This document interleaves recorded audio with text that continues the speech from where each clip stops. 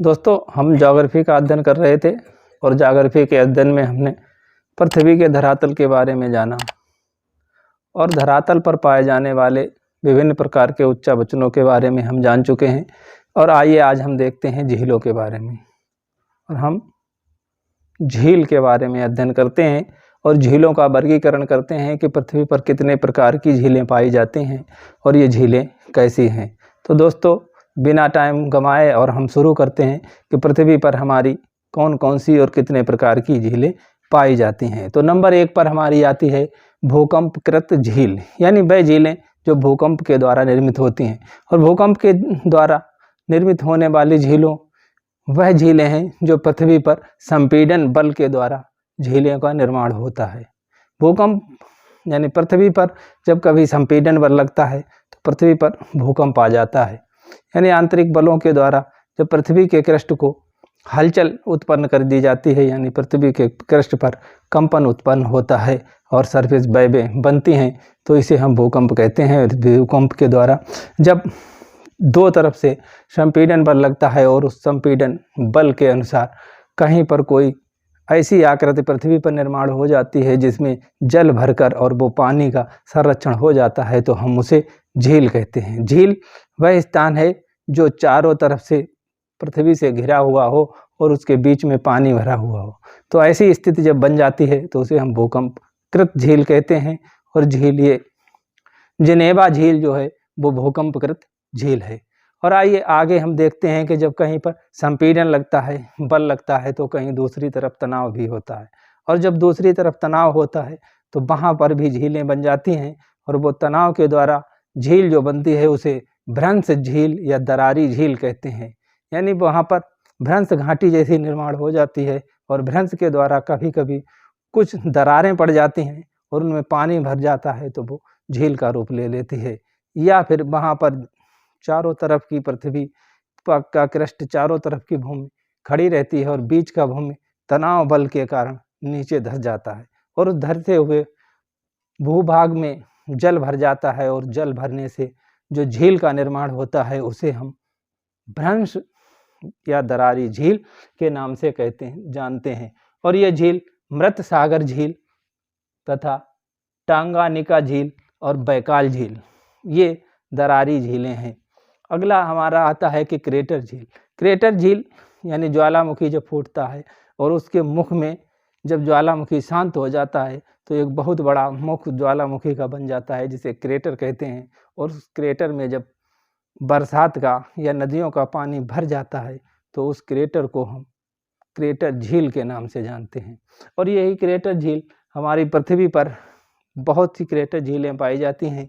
और इस क्रेटर झील में टीटीकाका झील और क्रेटर झील तथा एवरन झील और भारत की लोनार झील ये क्रेटर झीलें हैं। अब क्रेटर झील में ये लोनार झील को भी क्रेटर झील में रखा जाता है, लेकिन दोस्तों ध्यान देने वाली बात यह है कि भारत में जहाँ ये लोनार झील पाई जाती है, यानी कि दक्षिण भारत में दक्षिण के पठार पर, वहाँ पर दरारी उद्भेदन हुआ था और कभी भी ज्वालामुखी नहीं फूटे थे। लेकिन वहाँ पर एक झील पाई जाती है जिसे लोनार झील क्रेटर झील के नाम से जानते हैं। और ये क्रेटर झील ज्वालामुखी के फूटने से ही बनती है, लेकिन यहाँ कभी भी ज्वालामुखी नहीं फूटा, ऐसा हमारा जियोलॉजिकल जो हिस्ट्री है यानी भूगर्भिक इतिहास बताता है। फिर भी इस झील को क्रेटर झील कहते हैं। दोस्तों, ये क्रेटर झील वही क्रेटर झील है जिसे सूडो ज्वालामुखी नाम से जानते हैं। यानी ये वह ज्वालामुखी झील है जो सूडो ज्वालामुखी झील है। यानी सूडो अंग्रेजी का शब्द है जिसका मतलब होता है जो नहीं है वो हम कहते हैं, यानी हम जब झूठ बोलते हैं तो इसे सूडो कहते हैं। और ये सूडो ज्वालामुखी झील है।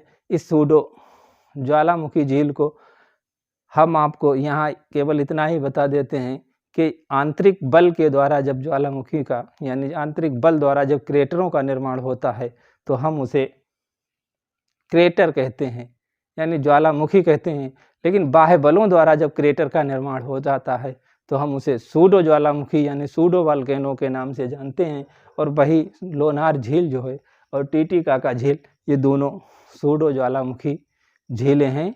यानी यहाँ पर बाह्य बलों द्वारा यानी पृथ्वी के बाहर के बल के द्वारा ये क्रेटरों का निर्माण हुआ है। तो दोस्तों ये बाह्य बल अगर आपके अब भी समझ में नहीं आए हैं तो ये बाह्य बल वो हैं कि यहाँ पर पृथ्वी के ऊपर जो उल्का पिंडों की बारिश हुई थी, तो एक बहुत बड़ा उल्का पिंड पृथ्वी पर गिरा था, उस बल से ये झीलों का निर्माण हो गया, इसलिए इन्हें क्रेटर झील कहते हैं और इन्हें सूडो ज्वालामुखी झील कही जाती है। अगला है हमारी हिमानी झील। तो हिमानी झील पर हम चर्चा करते हैं। हिमानी झील उच्च अक्षांशों में बनती हैं, यानी कि जहाँ पर बर्फ जमी रहती है, वहाँ पर बर्फ के द्वारा जो कार्य किया जाता है, उस कार्य के द्वारा जब झीलों का निर्माण होता है तो सुपीरियर झील और इरी झील, होरन झील, ओनेगा झील, ये उच्च अक्षांशों में पाई जाने वाली झीलें ये बर्फ़ के द्वारा बनी हुई हिमानी झीलें हैं। यानी यहाँ पर जब बर्फ़ बहुत ज़्यादा घटी, यानी बहुत बर्फ़ हुई हमारी पृथ्वी पर, हम जब जियोलॉजिकल हिस्ट्री पढ़ते हैं तो हम देखते हैं कि हमारी पृथ्वी पर बर्फ़ शीत युग आए थे। उस शीत युग में जब बहुत ज़्यादा बर्फ़ यहाँ पर जमी कनाडा में और एशिया और यूरोप के उत्तरी भागों में, तो वहाँ पर उस बर्फ़ के बल से पृथ्वी पर धसाव उत्पन्न हो गया और उस धसाव से यानी पृथ्वी में जो धसाव हुआ और कुछ कटा हुआ, उससे जो झीलों का निर्माण हुआ उन्हें हिमानीकृत झील कहते हैं। तो दोस्तों ये हमारी मुख्य झीलों का वर्णन हुआ और आगे कुछ और झीलें हैं जो हमें मिलती हैं पृथ्वी पर, उनके बारे में हम चर्चा करते हैं। जैसे कि लैगून झील। लैगून झील वो झील है जो सागर द्वारा बनाई जाती है। ये सागर के तट के किनारे बनती है, यानी जब कहीं सागर पर निक्षेप होता है, कोई ये तट है और इस तट में जब बीच में कटाव हो जाता है तो ये तट ऐसे हो जाता है और इसमें जब यहाँ निक्षेप होता है दोनों तरफ से, तो निक्षेप होते होते ये अलग हो जाता है। ये भाग सागर से अलग होता है और जैसे ही ये भाग सागर से अलग होता है तो यहाँ पर एक झील बन जाती है जिसे लैगून झील कहते हैं। और भारत में चिल्का झील और बिम्बनाड झील ऐसे ही लैगून झीलें हैं और ये चिल्का झील भारत में उड़ीसा राज्य में और बिम्बनाड केरल राज्य में मिलती है। अगला है गोखुरु झील। एक गोखुरु झील होती है, यानी कि गोखुरु झील ऑक्सबो झील के नाम से इसे जानते हैं और ये झील वहाँ बनती है जब पृथ्वी पर नदियाँ मैदानी भागों में मेंडर बनाती हुई चलती हैं और इस मेंडर बनाने में जब ये नदियाँ बहुत ज़्यादा मेंडर बनाती हुई चलती हैं और यहाँ पर कटाव करते करते ये नदी यहाँ से जब सीधे बहना शुरू हो जाती है तो इधर का ये भाग अलग हो जाता है और जैसे ही ये भाग अलग होता है तो यहाँ पर नदी निक्षेप करना शुरू कर दी है और निक्षेप करते करते ये नदी और आगे चली जाती है, यानी ये बढ़ती ही जाती है और ये इधर के लिए नदी घूम जाती है और इधर ये छोड़ जाती है और इसे जो भाग छोड़ देती है, इसी भाग में एक झील का निर्माण होता है जिसे गोखुरु झील के नाम से जानते हैं और ये गोखुरु झील मैदानी भागों में मिलती हैं।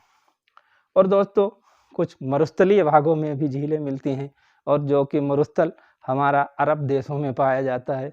तो अरब के लोग ही इन झीलों के नाम भी अलग ही रखते हैं, यानी इन लोगों ने अपने अरब में ही नाम रखा और ये नाम जब कहते हैं तो ये हा बनाते हैं। अरबी में हा बनते हैं और आ बनाते हैं हा, और ये म्या और वाव और नून बनाते हैं। इसे ये हामून झील के नाम से जानते हैं और ये हामून झील हमारी हिंदी की किताबों में अगर लिखा होता है तो कुछ लिखने में भी गड़बड़ हो सकता है। ये हामून या होमर या हामून झील के नाम से लिखा जाता है, लेकिन ये हामून झील है और ये हामून उर्दू में ये हा भी 3 तरीके के होते हैं, तो ये हामून झील के नाम से पाई जाती है। और ये हामून झील जो है अरब, अफ़गानिस्तान, ईरान इन क्षेत्रों में मिलती हैं, यानी मरुस्थलीय क्षेत्रों में जब कभी मौसमी वर्षा होती है और वहाँ पर नदियों द्वारा मरुस्थलीय क्षेत्रों में जब झीलों का निर्माण हो जाता है या नदियों का बहाव आंतरिक होता है और आंतरिक भी जहाँ नदियाँ रुकती हैं, यानी उस जगह पर एक झील का निर्माण हो जाता है, तो उस झील को हामून झील के नाम से जानते हैं। और इन हामून झीलों को में पानी इकट्ठा हो जाता है और वहाँ पर कुछ नखलिस्तान यानी कि उस क्षेत्र में हरी भरी बस क्षेत्र बन जाता है, जहाँ पानी बनता है और उस पानी के चारों तरफ पेड़ पौधे उगाते हैं और घास फूस कुछ उगाती है, तो वो मौसम हरा हो जाता है। और वहाँ पर हरा मौसम यानी हरियाली जब होती है तो दोस्तों ये सब कुछ प्रकृति ने बनाया है, यानी प्रकृति ने ये सब झीलें बनाई हैं, तो मानव कहाँ से रह जाता है। और मानव ने भी पृथ्वी पर बहुत सी झीलें बनाई हैं, यानी मानव खुद झीलें बनाने का काम करता है। मनुष्य ने कई बार नदियों का पानी रोक कर और बहुत बड़ी बड़ी झीलें बना ली हैं। तो इन झीलों को मानव निर्मित झील के नाम से जानते हैं, यानी कि इन्हें हम मानव निर्मित झील कहते हैं या मानवकृत झील। ये मानवकृत झील भी होती है, और इस मानवकृत झील वो झील होती है जिसे मनुष्य खुद बनाता है। और ये झीलें बहुत ही बनी हैं, यानी लगभग हर देश में बनी हैं, लेकिन उन मिस्र की जो है हाई स्वान झील सबसे ज़्यादा प्रसिद्ध झील है, और ये युगांडा में भी झील। तो दोस्तों ये तो हमारे पृथ्वी पर पाए जाने वाली झीलों का वर्गीकरण हुआ, यानी झीलों के प्रकार के बारे में हुआ। और अब हम देख लेते हैं कि ये झीलें पृथ्वी पर कहाँ कहाँ पाई जाती हैं, यानी पृथ्वी पर पाई जाने वाली प्रमुख झीलों को हम पृथ्वी के मानचित्र पर देखते हैं, ये किस महाद्वीप और कहाँ पर पाई जाती हैं। आइए देखते हैं। ग्रेट बियर झील, ग्रेट स्लेव झील, अथाबास्का झील, रेडियर झील, विनिपेग झील, सुपीरियर झील, होरान झील, ओंटेरियो झील, इरी झील, मिशिगन झील, ग्रेट साल्ट झील, टीटीकाका झील, पोपो झील, करीबा झील, एगामी झील, टंगानिका झील, जॉर्ज एडवर्ड झील, विक्टोरिया झील, रुडोल्फ झील, एडवर्ड झील, कोल्टा झील, चाड झील, नासिर झील, उमरिया झील, मृत सागर झील, बान झील, जिनेवा झील, लडोगा झील, ओनेगा झील, वालखश झील, इसिकुल झील,